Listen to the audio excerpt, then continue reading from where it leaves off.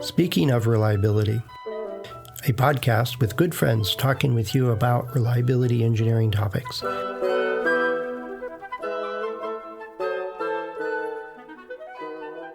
Welcome to Speaking of Reliability. This is Kirk Gray. And this is Fred Schenkelberg. Hey, Kirk. Good talking to you again.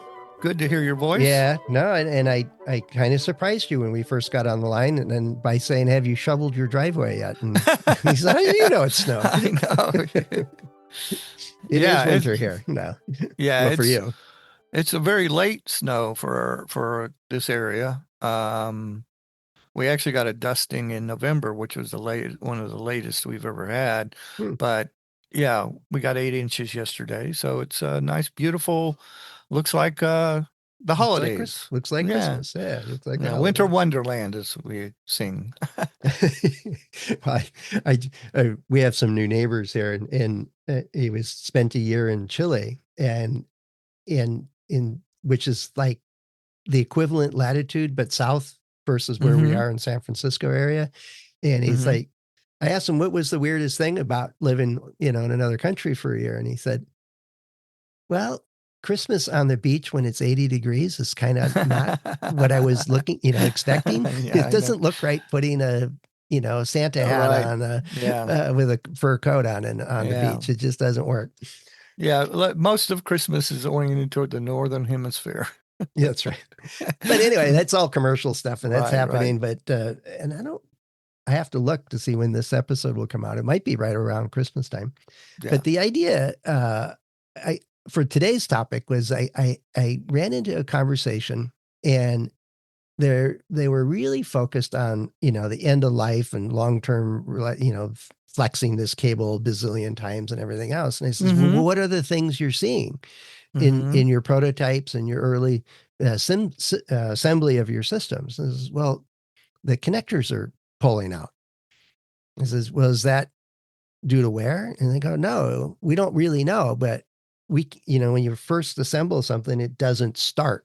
It doesn't get going. And they're like, could it be an assembly issue or a design issue that it makes it difficult to assemble? And so we dove into that, and they're like, but as reliability people, we're only focused on the long-term stuff. And I says, well, customers really don't like it when it doesn't work. They don't care if you say it's going to work for 20 years. If it doesn't work for 20 minutes, they are not happy with that. And so you can't ignore the things that happen early on in the life of your product.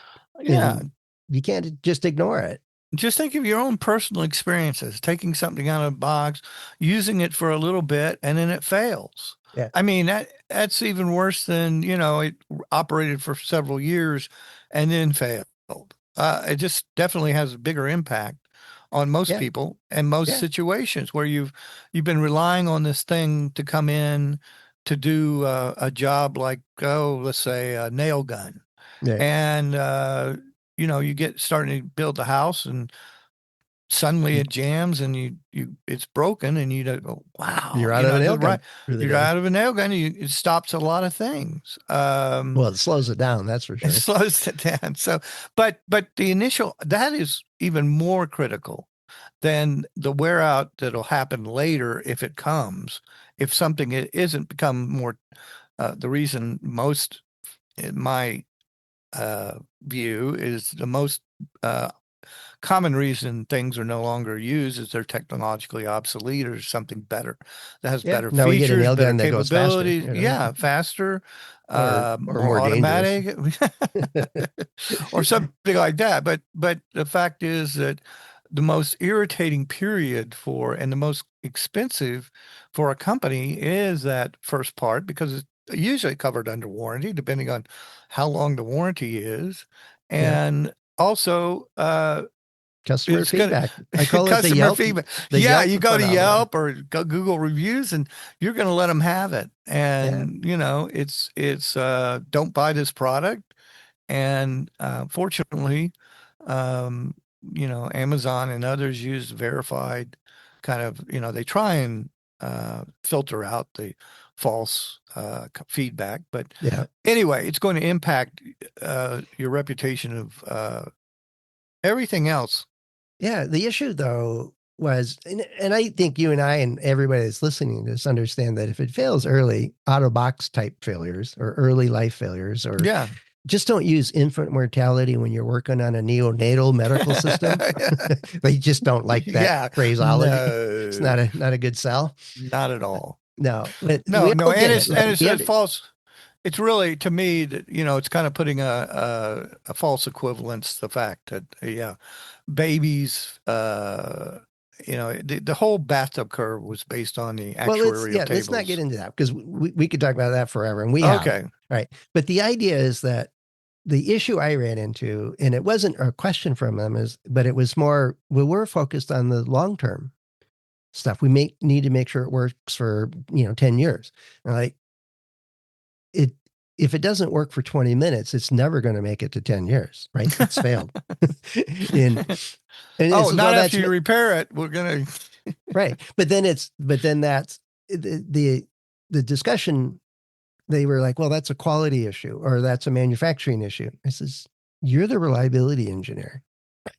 If it costs this organization money because it's not working, it doesn't matter whose department it is, but you can fix that by design, right? Or by paying attention to how you're going to assemble this thing. If you put in a bunch of cables that you cannot see and they give you no audible or physical connection that it's actually mated, it's almost impossible to make that cable work. And I ran into one where they had to use a little mirror from a dentist office, and those little mirrors they look around in your teeth with. Right. They stuck that way down in the bottom of this box, and then they had to only, like, some operators, some of the technicians had a small enough hand to put this final cable in. Right. And the connector had no clips. It had no way other than visually to tell if it was seated correctly.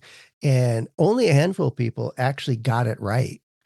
And no pun intended by that, but there was some people would do it well. And if that tech wasn't there that day, then it was a 50-50 shot that it would be installed correctly. That's a design issue. Right. We have a whole new department to blame and point our fingers at. That's the design for manufacturability. Okay.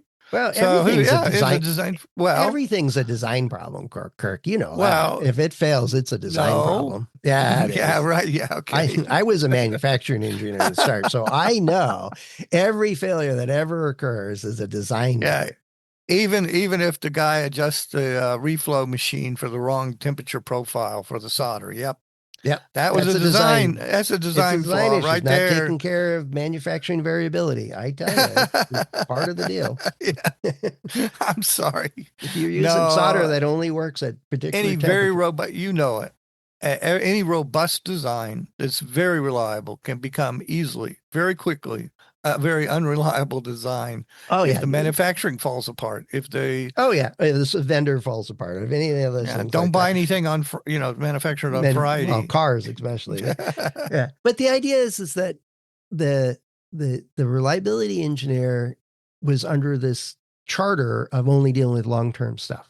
But I said, well, who's taking care of the short-term stuff? That's like nobody. Quality. Until it's a problem. Well, quality says once it gets out of manufacturing, it's done. It passed manufacturing. And it says, are you checking the mating of this cable that you can't see? No, we can't. We can't see it. But if it has enough electrical contact that it turns on once, it's fine. But then we drop it in the box, and they did some out-of-box testing. They package it all up and drive it around the parking lot, and they open it up, and it didn't work. Now they said that's a reliability problem, so they bounced it back to the reliability team, who didn't want to deal with it, saying that's a manufacturing quality issue. Right. There's a lot of finger pointing. Always. Yeah, and no, solve the problem. Well, yeah, that would, a lot of it is about silos in companies, and who's to blame, where the money is, whose department. I mean, I've seen all these quality departments, and all they did was do SPC charts and things like that. And and it's just like the reliability departments that I've been in. I said they do a bunch of Weibull and predictions and nothing else. Why aren't we looking at what comes back to the field? Why why aren't we going down to the repair stations and asking the guys that open these chassis and look at them and say, this was unplugged or this was broken or Yep. something, and we can actually identify what are the actual mechanisms that cause these things to fail, and that's what we Right. have to address. But it's But sometimes I don't want to wait. So I want to get the design right. And in this product I was talking to this team on wasn't in production yet at all. They were making some prototypes and finding these issues. Right. But design for reliability leans towards doing it for the long term.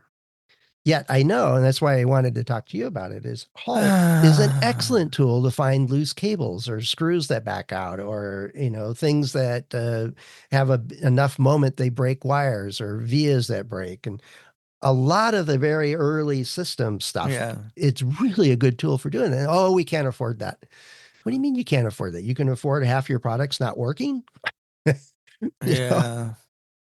Well, I'm really worried that my screw is going to back out from my VHS tape recorder. And it's only been 35 years. Come yeah, on. I mean, well, what was it designed for? I mean, it's okay. And we've got these nice Blu-ray DVD players that are also, let's worry about the 10-year life of the lasers on them, yeah, of the LEDs and lasers are using. It's just so, but people don't realize. Well, people, come on, there's got to be a better recognition that technological obsolescence comes very, very fast now. It just comes. It's increased the time of and of course Apple and some of the manufacturers will be shorter because they try to sell more. You want to sell more, but Kirk, the real question to you is how do you? I'm not going to wait until we get field failures to go figure out what's failing out of box. We can. And this team, what got me was this team was seeing things that were failing prematurely from their point of view, and then not doing anything about it. But more importantly is that when we got down to, what are you doing for reliability? What is this? Well, we do FMEAs, we do this, we do that. And it was all really slanted towards the long term. All elephant dances to me. Well, I know. Let's not go there. But the idea is what should they be doing to catch these problems that are design, manufacturing, vendor that lead to these out of box or early failures? What should they be doing? If they have them coming back from the field, it's not in the field yet. It's not in the field. Okay. It's not in the field. Then they ought to evaluate how they can mitigate, make that connection better. And in my experience, it doesn't take much. No, it doesn't. So, no, I agree with that, but that's the one that they have in front of them. Right. What can they do to not have cable problems in general before they have problems with prototypes? You know that building a prototype is expensive and it has many uses if it's working in the design process. Right.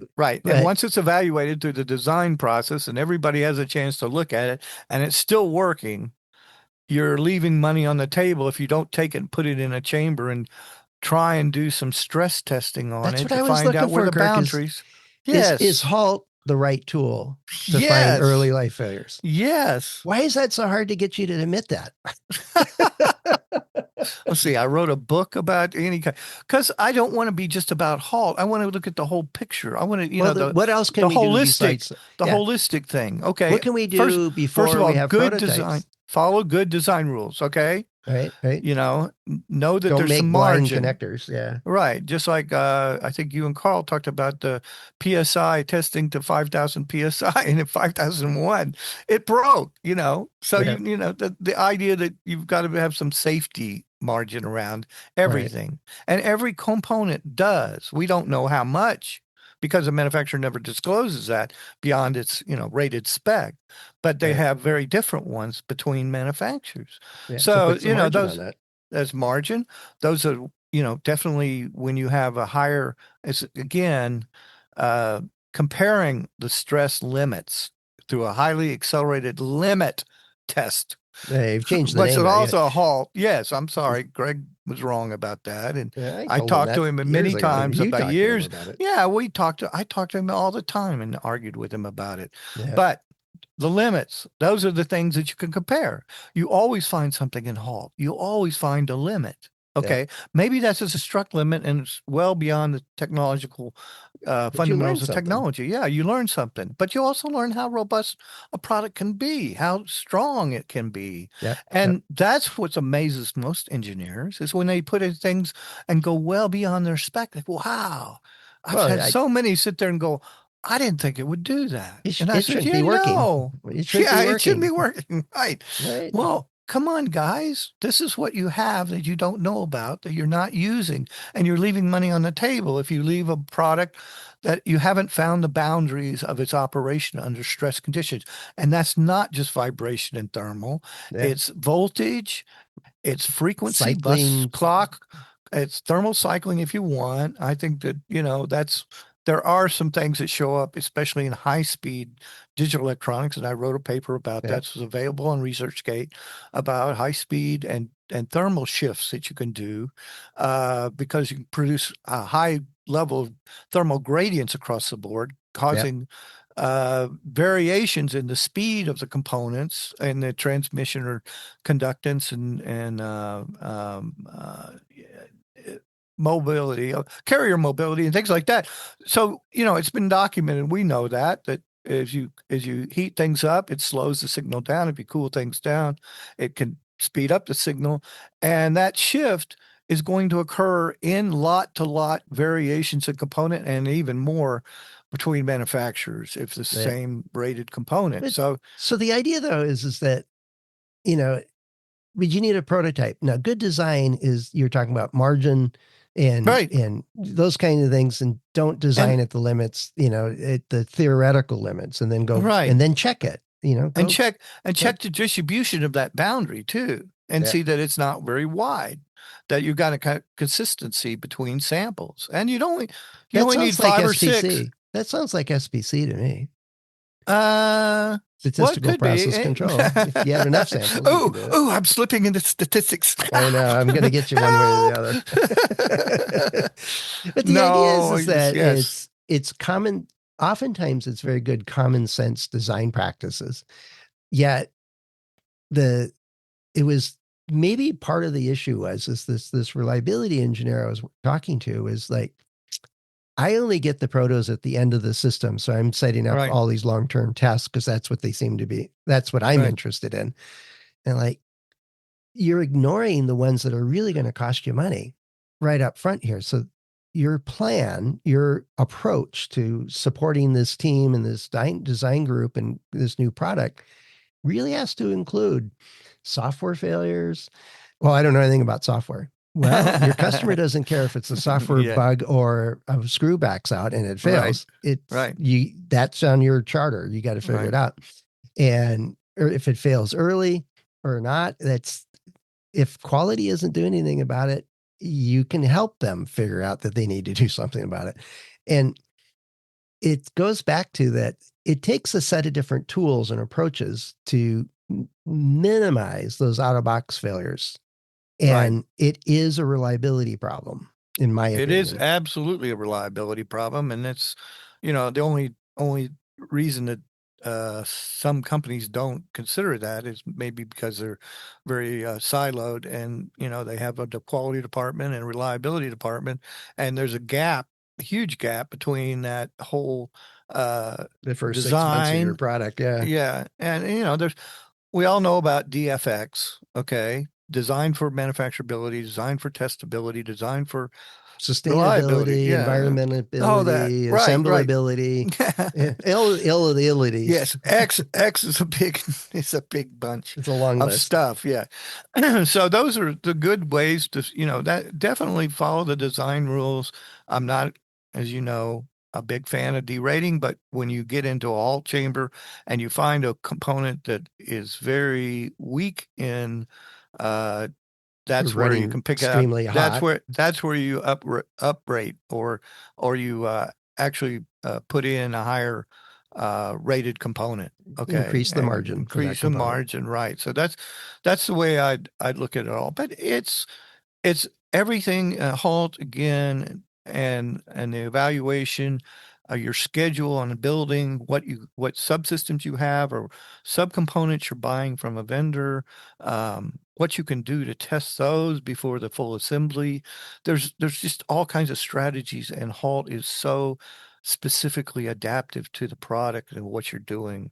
I mean, Yeah. there's some general things about computers that I would do the same as I did with all the Dell computers we tested, and but in general, you really have to look at mechanical systems is very different from electronic circuit board PCBAs. They just have a different life and expectancy and mechanisms that cause it. Although It's different set of stresses and activities right, to right, force right, it right, right, to see right, where the limits are, you know? right, right. So anyway, There it's are things we can do, and it but should be you're in the right. Any failure coming to the customer is a reliability issue. right. And it's part of the overall charter. And it goes back to my very early in my career as a manufacturing Mm-hmm. engineer that, if you would have designed this product so I could put all the components in this bag, shake it up, and it would be assembled and Mm-hmm. work forever. Mm-hmm. And I was trying to make the point is that the only thing manufacturing can do is make it worse. So if I start with a bad design, I Right. can't make it better in manufacturing. I can only make it worse because I'm going to add variability. The torque on these are Right. going to be different. The material dimensions will be different. It will No, not be designed perfect. I'm not sure that would be true with software reliability, but and software reliability is a little different in the fact that you can usually do it after the hardware has been built in most cases. Well, now with You can AI, you don't have to update. worry about it. You can you can vibe program and say, "Hey, just make my software perfect," and then it'll Yeah, just go do it, and it'll be right. fine. Well, it You don't is have to putting think. a lot of coders out of business. So Yeah, yeah, there's that. Until we need experienced ones and they all retired, then we'll be back to another problem. But that's a subject for another whole episode. Well, anyway, yeah. it's early life failures or out of box failures, however you define that, is as a reliability professional or even a quality professional or a design engineer of any kind, Right. please don't ignore those. It's not No. somebody else's job. No. It's Your take up the customer's rel. not your Yeah, customer's not going to ignore them. yeah, Your that's customer's right. going to They'll send it experience it. back to you. Yeah. Um, and it's much, much easier to do that early in the design than it is after you're ramped up manufacturing. And it's just think about it is that one of the best and earliest things we can do is make sure that the products work out of the box. Mm-hmm. That's, we have to do that. And we Mm-hmm. being anybody that cares about the product's performance over time. Right. I don't care what silo you're in. Right. Uh, don't ignore those failures in your prototypes that are just shouting at you, hey, I'm going to fail early. Those are problems. You got to deal with those. And go ahead, especially during the initial manufacturing phase, to do some kind of stress screening of some sort, or testing, and find out what those early life failures are going to be from your manufacturing learning curves. Yeah, Basically, it's much better to find it before ramp your up customers do. production, right? It's going to get worse. If you find one or two out of the first 10, you're going to find, 20% of the first yeah, 1,000. yeah, exactly. So, Yeah. Hey, you're thinking like a statistician now. I get you're getting there, Kirk. Yeah. So if you got questions for Kirk about statistics, this would be a great way to yeah, get a hold of us and let's fire yeah, them up. But please. yeah, I'm more interested in listeners is how do you deal with the stuff that fails early, the out of box type stuff, and how do you prevent it? I think Besides screaming at the company yeah, that besides made yelling it. at them and whatever, and sending it back. But the idea is it is that part of your role, or are you only focused on the long term stuff? And who's taking care of, or how are you dealing with the out of box type failures that you need to avoid? Yeah. Is it a quality problem or a reliability problem? You just can't assume it's going to not happen. That's not a realistic approach. But let us know. We'd love to hear what your thoughts are on this. And this was out of a conversation I had with an engineer a couple weeks ago. And yet I'm sure there's more questions about early life or out of box type failures and what do you do about them. But let us know. There's always something interesting in those kinds of discussions. So you can do that over at accendoreliability.com/go/SOR. And there's a couple of ways to get in touch with us there. Kirk and I and the other hosts of the show are available through LinkedIn and our About pages. And we really do look forward to hearing from you and what's on your mind and how can we help you get, past this particular question or dilemma or problem. And then we can talk about it and have fun with it too. Just like field returns, we get a lot of information, feedback from the field, even criticisms. You can do that. Yeah, we negative feedback's probably the best. We love hearing positive. But, I saw when I was, as a quick aside, I was kind of just doing a general search for other reliability engineering type podcasts and stuff, and I ran into some group or company I had never heard of before. And I'm drawing a complete blank to it. I wish I should bring it down here. We were on their top 10 list of reliability related podcasts, speaking of reliability ones. And they wrote up a really nice little thing saying this is kind of the stalwart. I think the word was stalwart, must listen. It's the go-to one for a decade now. You believe that, Kirk? We've been doing this for 10 years. Yes. And I did the first. We did the first. With over 1,000. Yeah, over 1,000 episodes. 1,000 episodes. And very consistently coming out twice a week. And and you've got a variety of viewpoints too. So I think they said it's practical. It's, it's real world stuff. It's not theoretical. It's not pushing a particular product or solution and I thought, I'm going to put that in the newsletter on Sunday. Okay. Give them a shout out for that.